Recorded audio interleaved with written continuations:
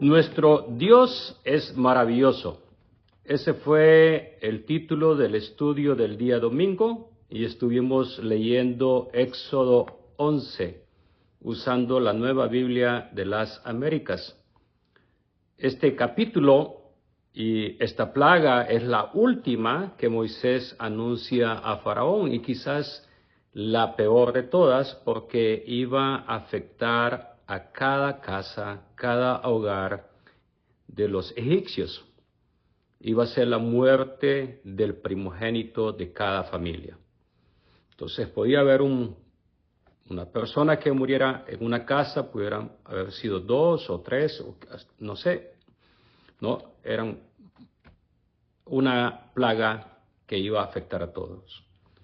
Y cuando usamos la palabra plaga, acordemos también que tenemos que acordarnos de que estamos usando la palabra que la Biblia usa como subtítulos en los capítulos y en las divisiones. Pero en realidad el texto mismo dice que es las maravillas que Dios iba a hacer, ¿no? Ahora, esta última plaga, como ya hemos visto también, va a afectar a todos en Egipcio, pero va a dejar a los hebreos libres de todo esto. Claro, ellos tienen que seguir y ser obedientes a lo que Dios dice que tienen que hacer, ¿no? No me quiero adelantar en esto, pero eso es lo que Dios les dice, les da instrucciones a través de Moisés, lo que van a hacer. En el primer punto, ahí vamos a revisar un poquito el estudio el domingo y después vamos a ir a la conclusión, vamos a llegar a la conclusión del estudio. Entonces vamos a revisar un poco lo que vimos el domingo. En el primer punto vimos que los hebreos se ganan el favor de Dios, ¿no? Cuando Dios le dice a Moisés de que cada uno de ellos, de los hebreos, va a pedir a su vecino, a su vecina, objetos de plata, de oro, ropa y todo eso, y los egipcios iban a darle todas estas cosas, vamos a decirlo, libre, voluntariamente a ellos, cuando los hebreos lo pidieran. Ahora, ¿por qué sucede esto? Vemos aquí el maravilloso poder de Dios. Y no solamente la plaga era una maravilla, sino también las cosas que iban a suceder alrededor de esto, ¿no? Y era el maravilloso poder de Dios. Dios pone en el corazón de los egipcios el temor a más plagas, a más juicios que vengan sobre ellos, más muerte, y los mueve a que se despojen de las cosas más valiosas que tienen y que no les encuentren valor a eso y que se las den a los judíos, ¿no? Entonces, esto sucede de esa manera. Ahora, ¿cómo podemos explicar esto acá? Porque aparentemente algunos piensan que esta es una coincidencia o que Dios forzó esto. No, esto es algo que ya estaba escrito. Y aquí vemos, en este punto B, vimos la fidelidad de Dios. En Génesis 15, 13 y 14, cuando Dios habla con Abraham, le dice, mira, tu gente, tu descendencia va a pasar 400 años como esclavos en Egipto, pero también yo voy a juzgarlos a ellos y después de eso los voy a sacar de ahí con grandes riquezas, ¿no? Y esto es lo que vuelve Dios a afirmar a Moisés en Éxodo 3, 21 y 22, cuando él declara todo esto antes que suceda, cómo iban a pasar las cosas y cómo iba a despojar a los egipcios para entregar estas riquezas a los hebreos. Entonces vemos ahí que la promesa de Dios es tan grande y lo más importante aquí, que han pasado más de 500 años y Dios no se olvida de esa promesa que le había hecho a Abraham. Como nosotros fácilmente nos olvidamos de las promesas que hacemos a otras personas, que nos hacemos a nosotros mismos, que le hacemos a Dios, pero Dios no se olvida de las promesas que nos hace a nosotros. En el punto C vimos la autoridad de Dios, ¿no? La autoridad de Dios nos declara que Dios tiene autoridad sobre todas las cosas, sobre la naturaleza, sobre las partes espirituales y todos los aspectos espirituales de la vida humana, el corazón, el alma, ¿no? Dios es el que tiene el control de todo eso a través de su autoridad. En el punto 2, la justicia y la misericordia de Dios. Aquí hay dos cosas bien importantes que debemos comprender. Yo expliqué en detalle esto el domingo. Es que Dios aquí imparte justicia. Y la justicia a veces nos puede beneficiar, a veces nos puede llegar a afectar a nosotros. La justicia puede estar a nuestro favor o en contra de nosotros, dependiendo en qué lado estamos sentados en la butaca, es decir, en el asiento, en una corte. Si estamos en la parte que estamos siendo defendidos o en la parte que estamos siendo nosotros acusando a otra persona, ¿no? Entonces, podemos estar ahí que nos puede afectar la justicia, que nos puede condenar a la cárcel, ¿no? O también la justicia misma puede hacernos justicia a nosotros en castigar a aquella persona que ha hecho, por ejemplo, un crimen muy malo a nosotros o a un familiar y que estamos ahí por eso, ¿no? Entonces la justicia en ese sentido trabaja a mi favor y no me afecta. Ahora, cuando Dios imparte justicia, Dios dice que lo hace primero para que sepan quién es Jehová. Recordemos esto, los hebreos, los hijos de Jacob, no conocían a Jehová Dios, no conocían al Padre, no conocían nada de Dios, y Dios se iba a revelar a través de todas estas maravillas que Él iba a hacer en Egipto. Los egipcios, el faraón, no conocían de Dios, tenían muchos dioses, ¿no? Al igual que los hijos de Jacob, los israelitas, tenían muchos dioses también, habían sido afectados viviendo en esa comunidad idólatra. Ellos también eran idólatras y Dios les iba a dar a conocer quién era el verdadero Dios. Punto 2 de la impartiendo justicia es esta. Faraón ha desobedecido y desafiado a Dios en cada una de las 10 plagas. Y su pueblo es idólatra, ya lo vimos. Entonces Dios va a impartir justicia haciendo esta maravilla que les iba a afectar muy mal a ellos, ¿no? A los egipcios. Punto número 3. Dios ya había advertido lo que iba a hacer. Es decir, que esto no es una sorpresa, este castigo, este juicio. Ahora, un punto de vista espiritual no debemos de olvidar esto. El juicio siempre es muy doloroso, cualquiera que sea, una enfermedad, un terremoto, un desastre natural, ¿no? Pero este juicio iba a traer a muchos en Egipto para que le conozcan y le teman. Es decir, que conozcan a Dios y que tengan temor y que sepan quién es el Dios verdadero. Dios lo lleva de esa manera a su conocimiento, que le conozcan a Él.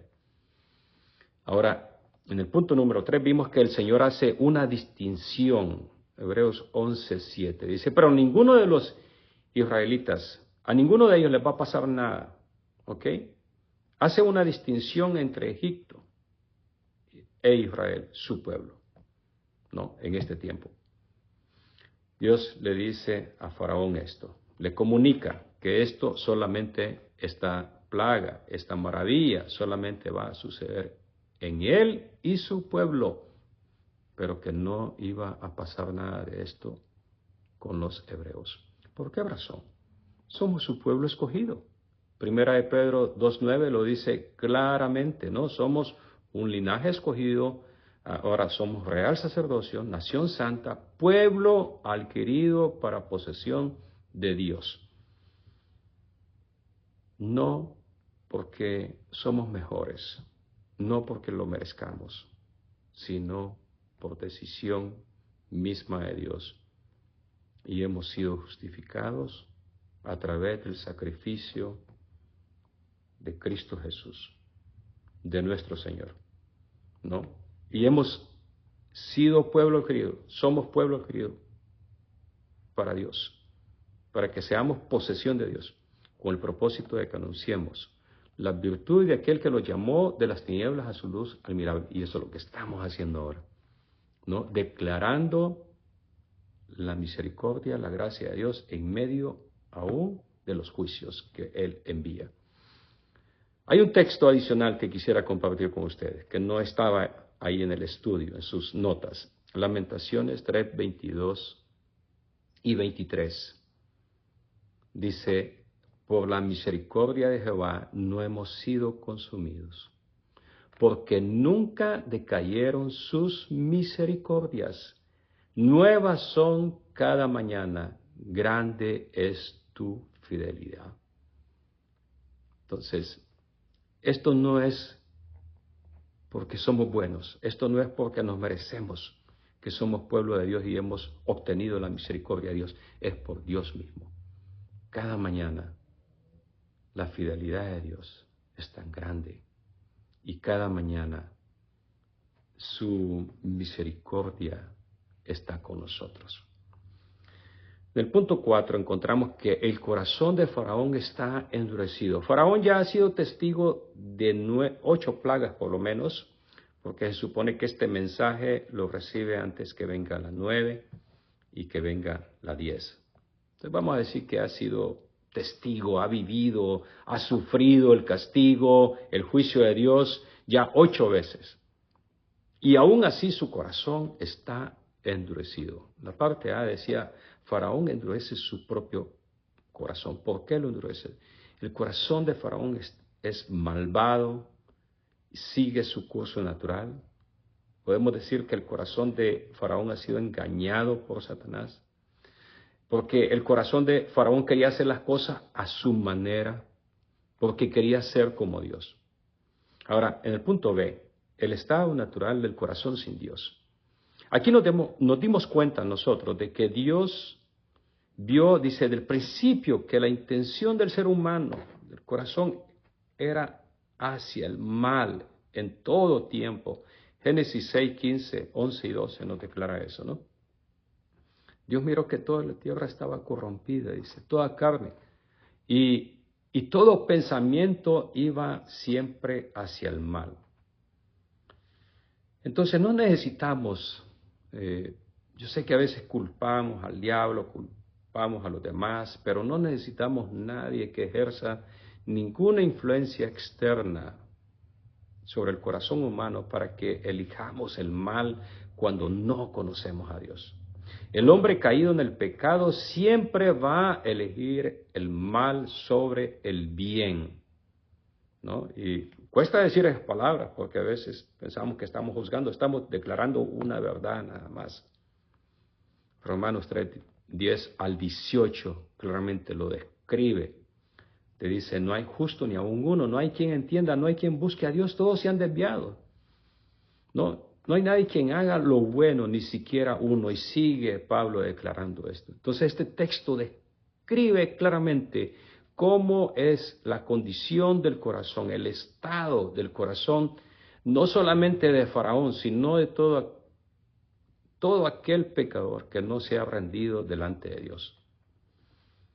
El pecado, mis amigos, se vuelve tan habitual, tan adictivo, que es algo con lo cual estamos familiarizados y no nos podemos librar a menos que no sea por el poder de Dios.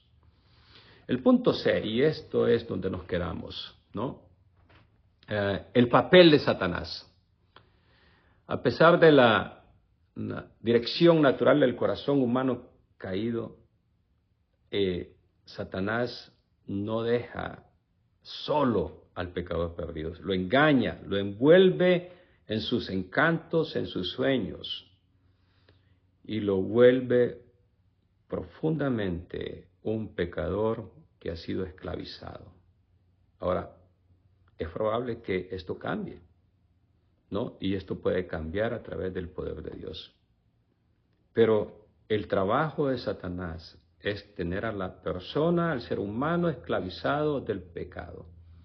Y sabemos muy bien que su propósito es destruir, dividir, ¿no? Devorar, como dice la Biblia. 1 Pedro 5:8. Sean de espíritu sobrio, estén alerta, o sea, estemos despiertos. Su adversario, el diablo, anda al acecho como león rugiente buscando a quien devorar. El enemigo no es nuestro amigo. El diablo está buscando destruirnos. está buscando a nosotros, creyentes o no creyentes, destruirnos. No es nuestro amigo, ¿no? Hay personas que están equivocadas, siempre buscando la ayuda del mal en otros lugares. La ayuda debemos de buscarla en Dios. Y hay una ilustración de un ejemplo de la esclavitud en el pecado para que comprendamos esto. Isaías 14:17, la última parte de este versículo 17. Dice el texto que a sus presos nunca abrió la cárcel.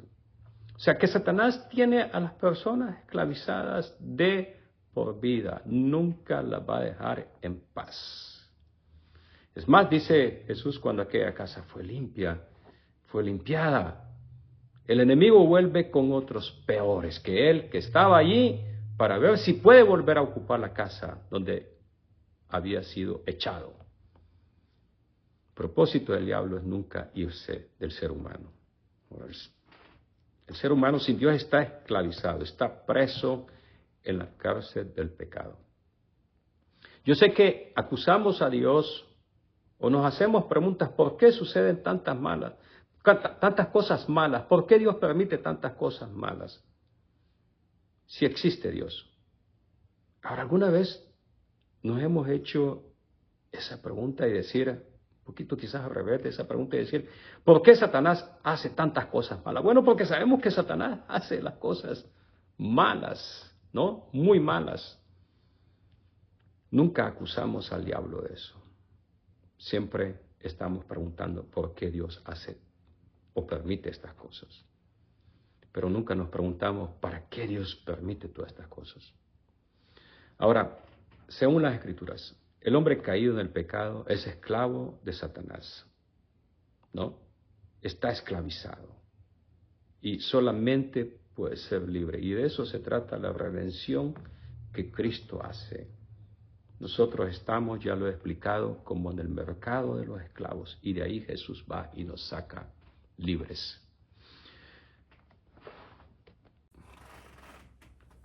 Conclusión. Otro asunto importante en este estudio quizás es el libre albedrío. El libre albedrío del ser humano, es decir, tenemos voluntad o no tenemos voluntad propia, ¿no? Y cómo conciliar este libre albedrío o esta voluntad propia que tenemos como seres humanos con la soberanía de Dios, ¿no? Por soberanía de Dios entendemos que Dios es libre de hacer lo que a Él le place. Es libre de hacer su propia voluntad, la voluntad de Dios. Ahora, como humanos, es difícil comprender el libre albedrío, es decir, la voluntad propia que tenemos nosotros con lo que es la soberanía de Dios. Y nos hacemos la pregunta, ¿hasta dónde llega el libre albedrío del ser humano y hasta dónde llega la soberanía de Dios? ¿No? Son cosas a veces que hacemos preguntas y decimos, bueno, si Dios puede intervenir en esta situación, ¿por qué no lo hace? ¿No? O también hemos escuchado acerca del libre albedrío del ser humano y decimos, bueno, es que el ser humano decide si le abre la puerta o no a Dios. No, Él decide. Y dicen, Dios no puede entrar a la fuerza. Y tenemos muchas preguntas más sobre la soberanía de Dios y el libre albedrío del hombre.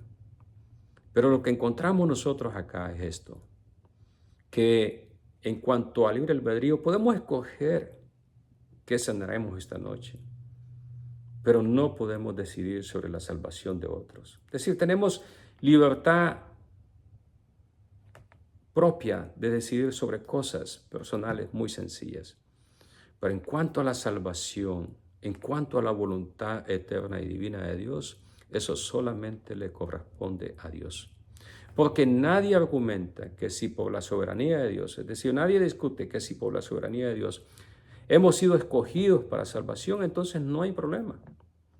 El asunto es difícil cuando leemos que el corazón de Faraón fue endurecido por Dios. Entonces ahí podemos llegar a pensar que ¿por qué Dios haría tal cosa? Nuestra mente humana no alcanza a comprender esto. ¿Por qué Dios endureció a Faraón? El corazón de Faraón.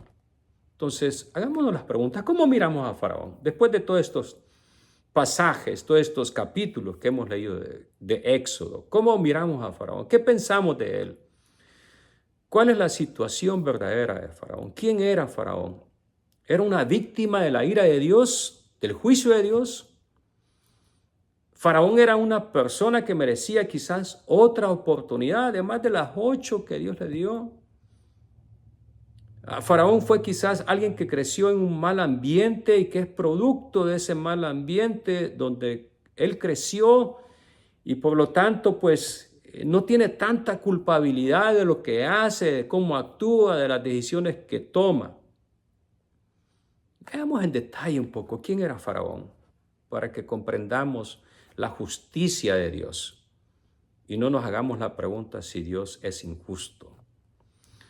Faraón se creía un soberano, es decir, él pensaba, ¿no?, que él podía hacer lo que él quisiera, sin que nadie le dijera si lo que estaba haciendo era justo, era bueno o era malo. No quería que nadie le dijera lo que hacer en su propio reino y en su propia vida. Punto 2. Se creía un Dios, prácticamente, ¿no? No quería que le dijeran que sus dioses también no eran dioses reales, eran ídolos. Y no quería escuchar también que le dijeran que él mismo no era un Dios, porque él se creía un Dios. Es más, desafió a Moisés con sus magos al principio. Recordemos eso. No en una ocasión, sino que en varias se creía un Dios. Este era Faraón. Es decir, que Faraón no era una víctima, no era un inocente. Faraón, punto número 3, Faraón era un rebelde, estaba completamente dedicado en su rebelión contra Dios. Estaba desafiando a Dios en cada uno de los juicios que Dios declaraba. Pensemos esto, si alguien viene y nos declara un juicio que va a suceder sobre nuestra vida, ¿qué haríamos? ¿Nos echaríamos de rodillas, llorando, pidiendo perdón a Dios, pidiendo una oportunidad más? ¿O desafiáramos a Dios? Entonces, cuando leemos que el corazón de Faraón está endurecido, o que Dios endureció el corazón de Faraón, o que Faraón mismo endureció su corazón, podemos concluir y decir simplemente, Dios no le concedió el favor, la gracia del perdón a Faraón. Simplemente no le concedió, por lo que Faraón endureció su corazón cada vez más, ¿no? Simplemente Dios lo dejó en su rebeldía y no intervino en su corazón y en su alma. Podía hacerlo, pero decidió no hacerlo. Y ahí es donde Dios es soberano. Es decir, Dios hace las cosas como Él desea hacerlas. Ahora, quizás podemos tener aún preguntas de por qué Dios actuó de esa manera. Bueno, si nos vamos al Nuevo Testamento, en Romanos 9, 14, 18, que es el texto que teníamos ahí, Pablo va a poner las cosas bien en claro sobre esta situación. Dice el texto de Romanos 14 al 18. ¿Qué diremos entonces? ¿Que hay injusticia en Dios? De ningún modo. Porque él dice a Moisés, tendré misericordia del que yo tenga misericordia. Y tendré compasión del que yo tenga compasión. Así que no depende del que quiere ni del que corre, sino de Dios que tiene misericordia.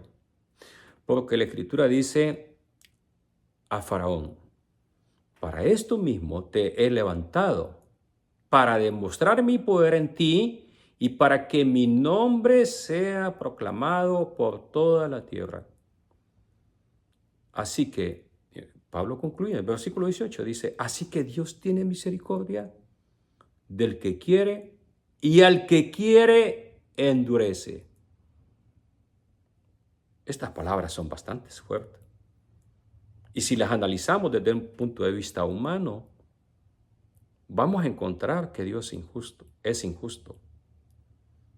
Pero si las analizamos desde el punto de vista bíblico de lo que Dios es, entonces podemos concluir que la soberanía de Dios se manifiesta cuando Él hace su voluntad, no cuando Él hace mi voluntad. Esa es la soberanía de Dios. Y así se manifiesta cuando Él hace su voluntad. Ahora, esta voluntad de Dios, así como la justicia de Dios, me puede afectar o me puede beneficiar. Ninguno de nosotros hemos sido perdonados por la justicia de Dios. Por la justicia de Dios hemos sido declarados culpables, pecadores y dignos de ser enviados al infierno, al castigo eterno. Pero hemos recibido la gracia de Dios. Gracia inmerecida a través del sacrificio de Cristo en la cruz del Calvario. Entonces la soberanía de Dios se manifiesta cuando Él hace su voluntad. Jesús mismo lo enseñó en Mateo 6, capítulo 6, versículos 9 y 10, en el Padre Nuestro, ¿no? Cuando Jesús le comienza a enseñar a sus discípulos, una de las primeras partes que Él enseña dice, Padre Nuestro que estás en los cielos, es una apertura de la oración. Santificado sea tu nombre, la santidad de Dios primero. Pero el versículo 10 es bien revelador. Dice, venga tu reino, hágase tu voluntad, así en la tierra como en el cielo. Ahí está la soberanía de Dios declarada en su reino. No es mi reino, es decir, yo no hago la voluntad, porque no es mi reino, no es mi gobierno. Él es nuestro Dios. Hágase tu voluntad. Esa es mi oración, que se haga la voluntad de Dios en la tierra como en el cielo. Mis amigos, mis hermanos, la soberanía de Dios se manifiesta cuando Él hace su voluntad. Y nuestra oración a Dios es que su voluntad sea hecha, que encontremos gracia en Él, el perdón y el oportuno socorro para nuestras almas y nuestra oración y nuestro pedido de perdón, porque somos pecadores que a través de su Espíritu Santo, a través de esa gracia que hemos obtenido, hemos venido a Dios arrepentidos, con pesar por el pecado que hemos cometido y pedimos perdón a Dios. Padre, gracias por esta salvación tan grande que nos has dado y este perdón que nos has dado. Salvación nos ha salvado de no encontrarnos en camino hacia el infierno, sino en camino hacia el cielo, porque ha sido a través de tu gracia y de tu perdón, oh Dios, que podemos expresar esto y agradecerte a ti. En el nombre de Jesús oramos, te agradecemos. Amén.